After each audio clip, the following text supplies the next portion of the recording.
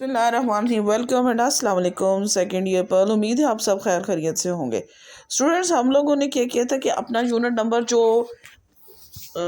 6 था, राउंड जो हमारा चल रहा था, उसमें आप लोग को ये पता है ना कि आपका जो सिलेबस में है वो आपका यूनिट नंबर 6, 7 और 8 है।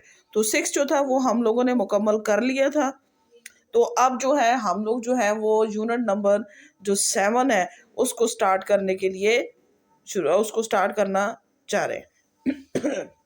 अच्छा जी, तो यूनिट नंबर जो 7 है वो हमारा है जी पाकिस्तानी ज़बानें। यानी आज हम पाकिस्तान की ज़बानों के मुतालिक पढ़ेंगे। तो सबसे पहले आपको जो क्वेश्चन है, हम लोग बेटा जो है कि स्मार्ट सिलेबस के हिसाब से चल रहे हैं। तो इसमें जो आप लोग का पहला क्वेश्चन क्या है, क्वेश्चन ये है आपका कि पाकिस्तान की कौमी ज़बान उर्दू की मुख्तसर तारीख बयान करें। क्या करना है आपका, क्वेश्चन क्या है कि जी, तो सेकंड ईयर हम लोग जो थे वो आज का हमारा था जी कि पाकिस्तान की कौमी ज़बान उर्दू की मुख्तसर तारीख बयान करें। पहले तो आप लोग को थोड़ा सा ये भी बताऊं कि ज़बान क्या चीज़ होती है। तो बच्चे, ज़बान इंसानों के दरमियान राब्ते का एक मुअस्सर ज़रिया है।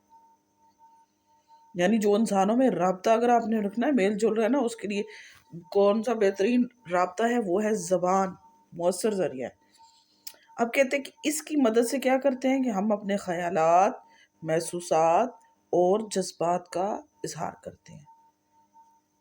देखिए, ज़बान नहीं है तो क्या करेंगे, अपने ख्यालात का, महसूसात, अपने जज्बात का इजहार नहीं कर सकते। मीन्स के इंसानों के दरमियान राब्ते का एक मौसर ज़रिया क्या है, ज़बान।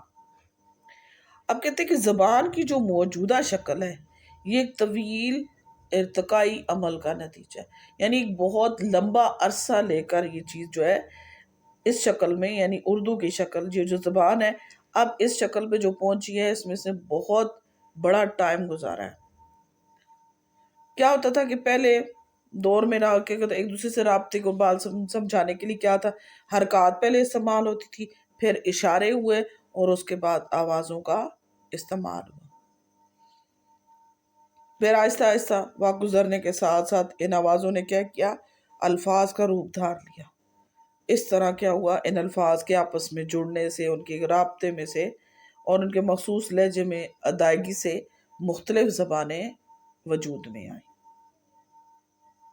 ठीक हो गया। तो ये तो था हमारा थोड़ा सा ज़बान के मुतल्लिक कि ज़बान की क्या है कि राब्ते का एक मौसर ज़रिया है। अब यहाँ पर हमारे पास आ जाता है जी उर्दू के मकसद। क्वेश्चन है हमारा कि उर्दू की मुख्तसर तारीख बयान करें। तो सबसे पहले कहते हैं कि उर्दू और इसका मुख्तसर तारीखी पस मंज़र। उर्दू को पाकिस्तान की कौमी ज़बान होने का एजाज़ हासिल है। क्यों? क्योंकि उर्दू जो है वो पाकिस्तान के तमाम इलाकों में बोली भी जाती है और समझी भी जाती है। और इसके साथ साथ उर्दू जो है एक बहुत पुरानी यानी कदीम ज़बान है जो मुसलमानों के जनूबी एशिया में आने के बाद वजूद में आई। उर्दू जो है वो एक तुर्की ज़बान का लफ्ज़ है और जिसके मानी लश्करी है, क्योंकि ये लश्करों की ज़बान थी। कैसे कि जब एशिया में मुसलमानों ने अपने कदम जमाए तो उन्होंने अपने लश्कर में मुख्तलिफ नस्ल के लोग भर्ती किए, जिनमें अरब थे, ईरानी थे, तुर्क थे, हिंदुस्तानी और दीगर मकामी लोग भी शामिल थे। और आपको ये भी पता है कि हिंदुस्तान में बहुत ही जो है वो नस्लों के लोग आबाद हैं जिनकी मुख्तलिफ बोलियाँ हैं, और इन जितने भी लोग थे इन सब की ज़बानें मुख्तलिफ थी। अब ये होता था कि जो ज़बानें मुख्तलिफ थी लेकिन लश्कर में सबको कम्युनिकेट करने के लिए, कोई ऐलान करने के लिए बहुत दुश्वारी पेश आती थी। ये एक को एक की समझ नहीं आती, दूसरे को दूसरे की समझ नहीं आती।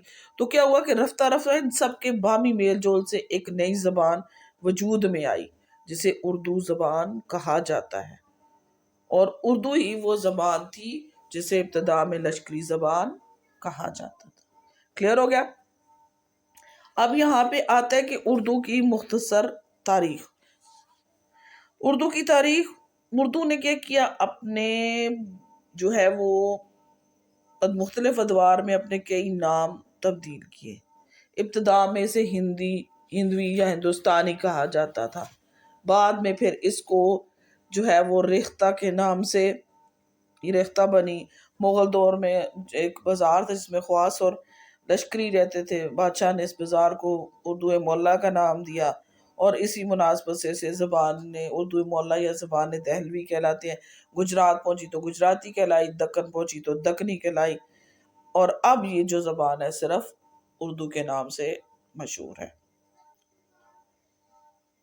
اچھا، اردو کے بارے میں آپ کو بتاؤں کہ حضرت امیر خسرو جو ہے، جن کی وفات 1325 میں ہوئی تھی، ہندی یا ہندوئی کے شاعر مانے جاتے تھے، اور جب ریختہ کے نام سے مشہور ہوئی تو اس کے بڑے شاعر مصفی تھے، اور اردو مولا کے دور میں بڑے شاعر ذوق اور غالب تھے۔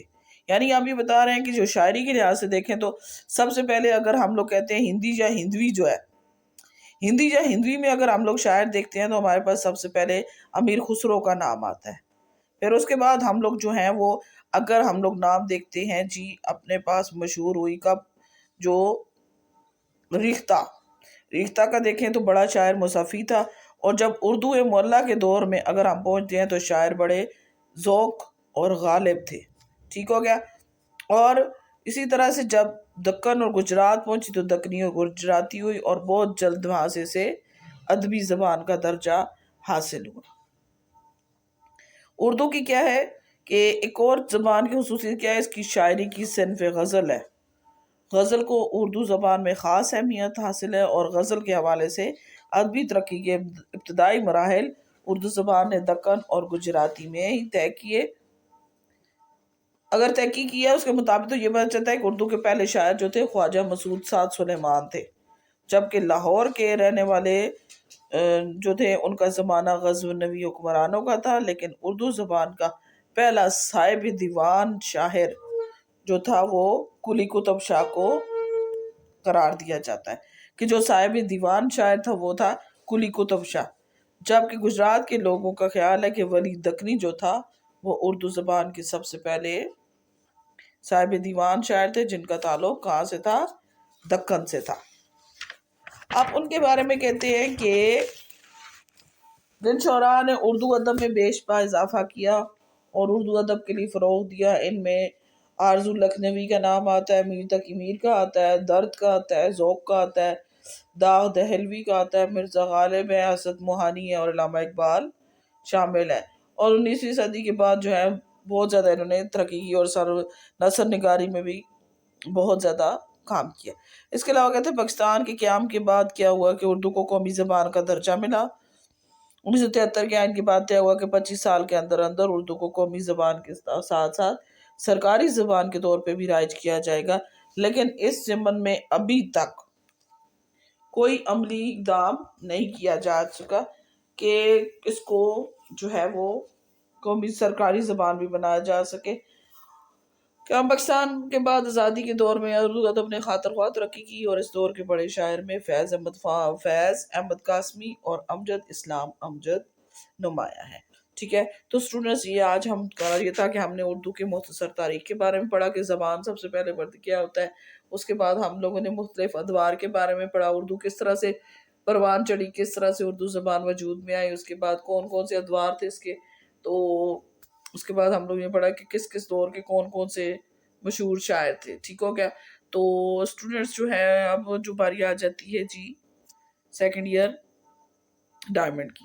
سیکنڈ ایئر ڈائمنڈ آج کا ہمارا کوسچن ہے جی یکجہتی کا مفہوم کیا ہے؟ تو سب سے پہلے کہ پڑھتے ہیں کہ یکجہتی کیا چیز ہوتی ہے۔ یکجہتی میں کہتے ہیں کہ اگر ملک میں رہنے والے تمام گروہ، یعنی جو ہمارے ملک میں رہنے والے جتنے بھی گروہ ہیں، اپنے اپنے مسائل اور اختلافات کو بلا کر مکمل اتحاد و اتفاق سے ملک و قوم کی ترقی و بحالی خوشحالی کے لیے ایک ہو کر کام کریں تو اسے قومی یکجہتی کہا جاتا ہے۔ ٹھیک ہو گیا۔ کیا کہہ رہا ہے کہ اگر کسی ملک میں رہنے والے تمام گروہ اپنے اپنے مسائل اور اختلافات کو بھلا دیں اور اس کے بعد جو ہے کہ بلا کر اتحاد اور اتفاق سے ملک و قوم کی ترقی اور بحالی و خوشحالی کے لیے ایک ہو کر کام کریں تو اسے قومی یکجہتی کہا جاتا ہے۔ مطلب یا کسی بھی قوم کے جو طبقات ہوتے ہیں اور گروہوں کے درمیان ہمانگی، یگانگت، باہمی تعاون اور اشتراک عمل کا نام قومی وحدت یا یکجہتی کہلاتا ہے۔ سمجھ آئی؟ دوسرے نمبر پہ اب اس کی تھوڑی سی وضاحت بھی کرتے ہیں کہ ہر قوم چھوٹے بڑے مختلف گروہوں کے اشتراک یعنی تعاون سے بنتی ہے۔ ان تمام گروہوں کے معاشی، معاشرتی اور سیاسی مفادات ایک جیسے نہیں ہوتے، بلکہ یہ سارے گروہ کیا کرتے ہیں، جغرافیائی لحاظ سے اپنے اپنے مخصوص خصوصی علاقوں میں رہتے ہیں۔ ان کی مثال جو ہوتی ہے وہ باغ میں مختلف رنگ و بو والے پھولوں جیسی ہے۔ اس رنگا رنگی سے ہی باغ میں خوبصورتی ہے۔